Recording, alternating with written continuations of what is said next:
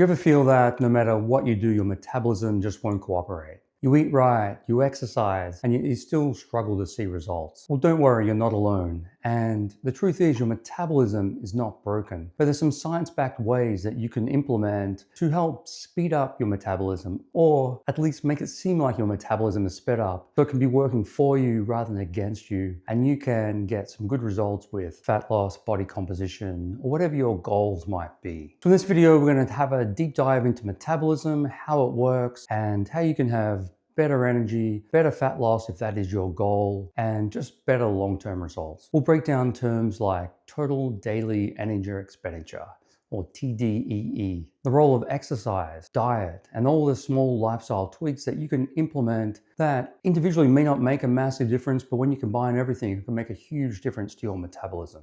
And if this has already sound confusing, don't worry, we'll keep it simple, and this will be evidence-based, and you can start making changes right now to get results. So if you're ready to optimize your metabolism and without crazy diets or endless cardio, let's have a look at these specific ways you can do to boost your metabolism. The first thing we need to do is clear up a big myth that your metabolism is not just about exercise. In fact, exercise plays a very small part in how many calories we burn each day. A lot of people think that the only way to burn more calories is to work out harder. But the truth is, exercise is just one part of the equation. And the real key to boosting your metabolism is understanding how your body actually burns calories. And that's where TDEE, or total daily expenditure, comes in. This is the number of calories that your body burns in a day, and it's made up of four main components. First, you've got the basal metabolic rate. This is the energy your body uses just to stay alive.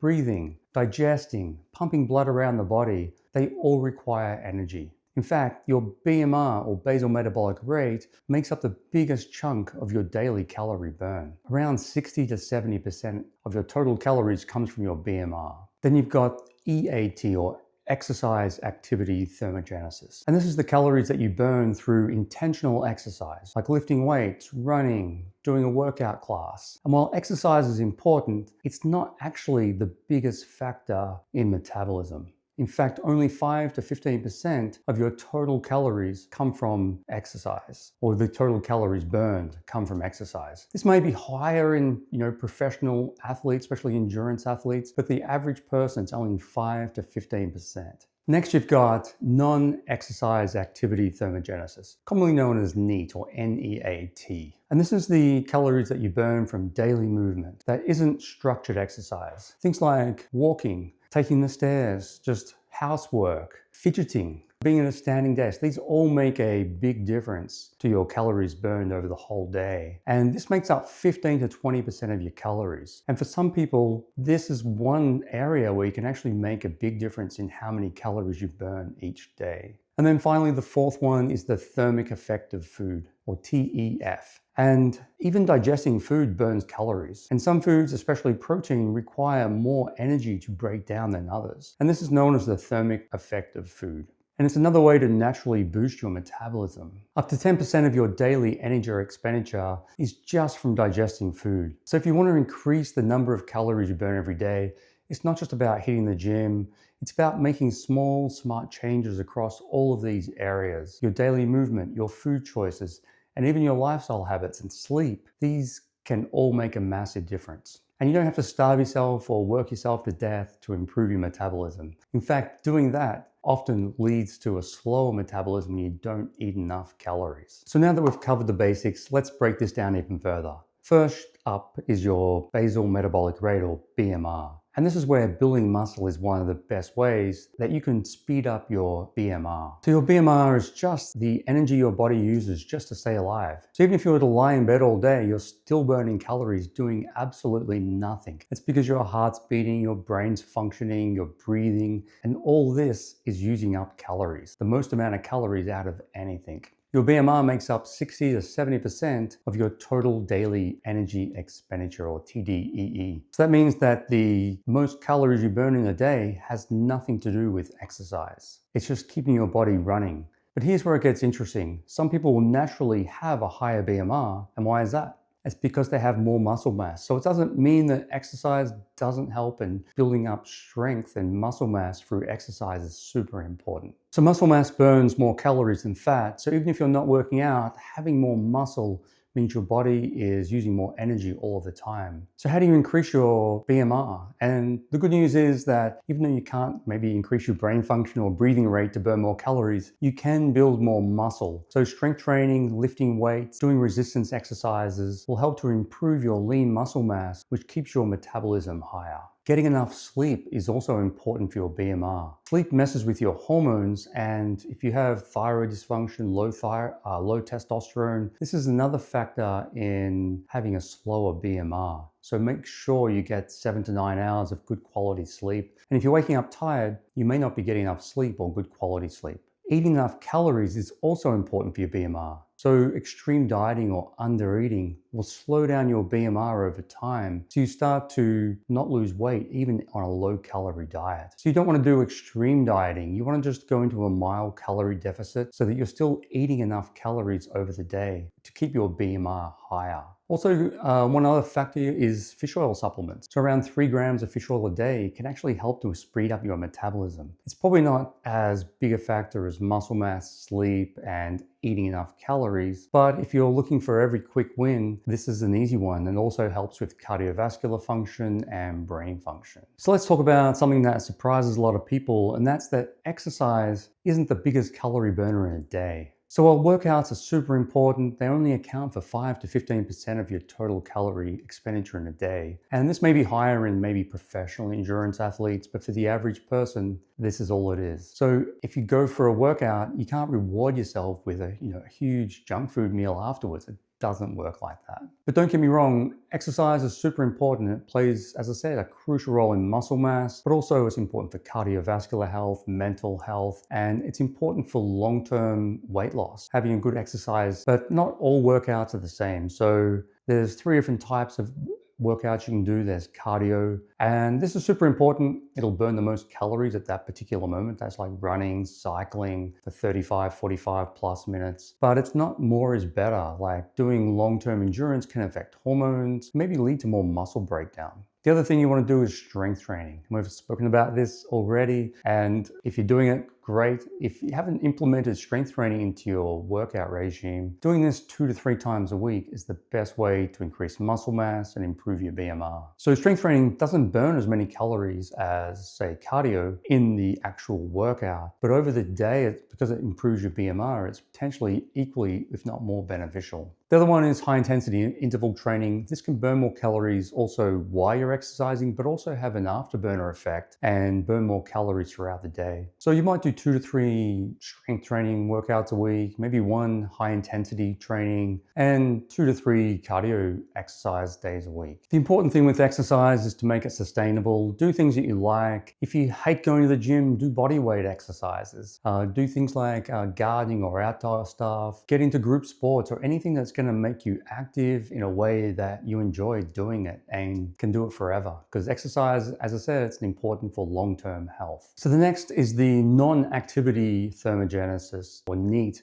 And this is all of the calories you're burning not from structured exercise. So this is just a fancy way of saying, when you're just going for a walk, standing, doing the dishes, these are all activities of burning up calories in very incremental ways throughout the day. And this is super important because the NEAT calories make up 15 to 20% of your total calorie expenditure. And it's actually one that you can make a big difference on. So 2 people can have a similar sort of BMR, weight, have the same workout routine, but if someone's sitting at a desk all day, they don't have a high NEAT or non-exercise calorie burn. Whereas the other person's walking around up and down stairs, they're on the phone, but they're walking around talking, they have a sit-stand desk, or they're just fidgeting a lot. Some people just have this increased metabolism because of all these little activities they're doing during the day. So this is where you can maybe make a big difference with all these little small changes. So how can you do this? It could be just adding in 3 10-minute walks a day, or doing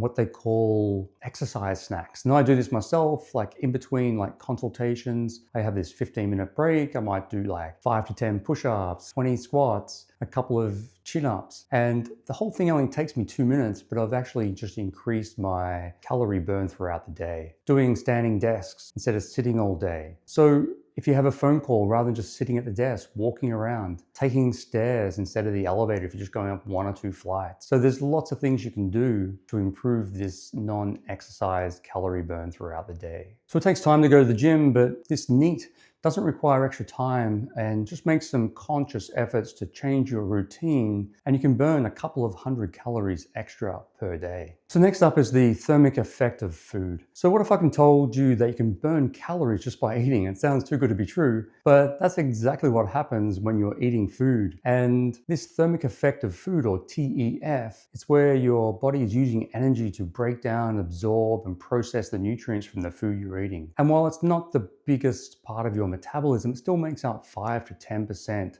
of your total energy expenditure. But here's the thing, not all foods have the same thermic effect. So some require more energy than others to digest. And that is, eating those types of food can help to boost your metabolism. So different foods will improve your calorie burn throughout the day. Protein burns the most calories. 20 to 30% of your total calories from protein are burned up during this digestion process. So eating protein not only makes you more fuller, but it actually requires more energy to digest. And protein has the added benefit of maintaining muscle mass. Carbohydrates are also, they have a 5 to 10% of those calories are burned up through the digestion process, especially complex carbs like vegetables and fibers. They're more difficult to break down, they require more energy. The junk foods, simple foods, sugars, they don't require any energy at all. And that's actually similar with fats. Very little energy is required to digest and absorb fats in the digestion process. So if you wanted to maximize the thermic energy of food, make sure that your total protein intake is higher. You want to aim for around 1.5 grams per kilogram of body weight. And that's well above the RDA, but the RDA is just to keep you alive and it's not the optimal amount. So there's lots of different sources of proteins, from yogurts and eggs to protein powders, meat, fish, chicken. Lentils and legumes have the benefit of having some protein and also some complex carbohydrates and fibers. So you can't just increase protein, you actually need to increase protein and reduce either carbs or fats to help you lose weight. Other things that can have a thermic effect is spicy foods. So the main thing I would do is protein, but if you're looking for every little thing that helps, things like chilies, turmeric, ginger, they also have a slightly increased effect on metabolism. It's not going to be much, but if you love eating those foods, by all means add them in, and that can help in the overall energy burn throughout the day. So the thermic effect of food is probably not the massive energy expenditure, but the main thing you would take away from that, more protein. So what's the best long-term strategy to boost your metabolism? Let's break it down into an action plan. So the first thing is prioritize protein. We've talked about this, but protein has the highest thermic effect with foods. It's going to burn more calories, it's going to help with muscle mass, and it's also going to help you feel full for longer. Proteins like putting a log on the fire, it'll burn slower and longer compared to carbohydrates, which is like, important, but it's going to be like kindling. You put some on, you need more and more and more. So manage your calories mindfully. So you need to cut down on calories to lose weight, but you don't want to go for a dramatic cut. Just trying to go lower a little bit, like 100 to 200 calories per day, can make a difference that you're losing around a half a kilo to maybe a kilogram of body weight a week. Around a half a kilogram or a pound of body fat loss per week is the goal. Stay hydrated. Drinking enough water can also help with calorie burn, and it also helps to not eat as much food. Sometimes people are just maybe dehydrated and they're looking for a drink rather than food. If you're looking for every possible win, adding in some spicy foods can be helpful there as well. Exercise, so strength training is a must, and because muscle is the biggest way you can improve your BMR, lifting weights 2 to 4 times a week is the best way to go about doing that. Mix it up with some strength training and cardio, or maybe some high intensity of exercise. If you're new to exercise, start slowly. Just do simple body weight exercises and maybe get checked with your doctor first just to make sure everything's working okay. And you want to start slow so you don't get injured. And then all those little things you can do throughout the day just by walking more, standing, taking the stairs, parking the car at a shopping center a little bit further away from the supermarket. All of these little things add up to, maybe another 100 or 200 calories of burning a day. Making sure you're getting enough sleep. 7 to 9 hours is the optimal amount, and if you're not getting enough sleep, it's going to affect your hormones, which then affects your metabolism. A lot of people with sleep apnea will often have metabolic syndrome problems and high blood pressure, being overweight. So sleep is super important. Temperature exposure can also improve your metabolism. Being in a slightly cooler environment, the body's got to work a little bit harder to keep cool. So that's another way, if you don't mind being a little bit cold, just drop the temperature in winter in your house. Don't have the heat turned right up. Managing your stress levels is super important. High cortisol will also lead to overeating, higher insulin levels, and make it difficult to burn fat. So doing breathing exercise, meditation, yoga, they can all be things that can help with your stress levels. So they're probably the most important things. There's no magic supplements to help you burn fat. As I mentioned, fish oils can be helpful. Green tea extract is shown to be helpful. Things like caffeine can slightly boost your metabolism, but I wouldn't rely on these. I'd be doing everything else first. But if you're looking for every little bit that helps, you can add these into your regime. So by eating the right foods, training smart, moving through the day, prioritizing sleep and stress management, they're the best ways you can improve your metabolism and calorie burn throughout the day, leading to long-term fat loss or just maintaining a good metabolic rate. And you don't have to be perfect all the time. It's about being consistent. So if you do this 80 to 90% of the time, you're going to get good results. So we've covered all of the science-backed ways in how to improve your metabolism. What if you say, look, I'm already doing this and I'm not getting results? Well, there's a few things you can troubleshoot and try and check to see if they're slowing down your metabolism. The first one would be your hormones. So they play a huge role in appetite and fat regulation. And so if you're not losing weight like you think you should be, checking things like thyroid function. And this is the main hormone that controls your metabolism. And if you've been told by your doctor that your thyroid's fine, I would make sure that they've checked more than just TSH. You want to check TSH, T4, T3, and ideally reverse T3 in the thyroid antibodies. So high insulin levels will also make it harder to lose weight. So if you're very stressed, poor sleep, have been having a more of a high carb diet, maybe you're insulin resistant. And along with things like glucose and your A1C levels, check insulin in a blood test. And it should be nice and low in that sort of 2 to 6 range. And if that's high, that could be another factor in making it more difficult to lose weight. Checking your cortisol levels with a test like the Dutch hormone test. As I mentioned earlier, high cortisol makes it difficult to lose weight. It often leads to overeating, but it's another factor in driving up your insulin levels. Estrogen and testosterone, these are both hormones that can affect body fat and muscle mass. So in both men and women, you want to check that you don't have too much estrogen or not enough testosterone. Super important for muscle mass and metabolism. And these tests can be done through like a blood test or like the Dutch hormone test is another way to check these. So we'll put links in the description below. And if you have any questions, leave them in the comments and I'll see you in the next video.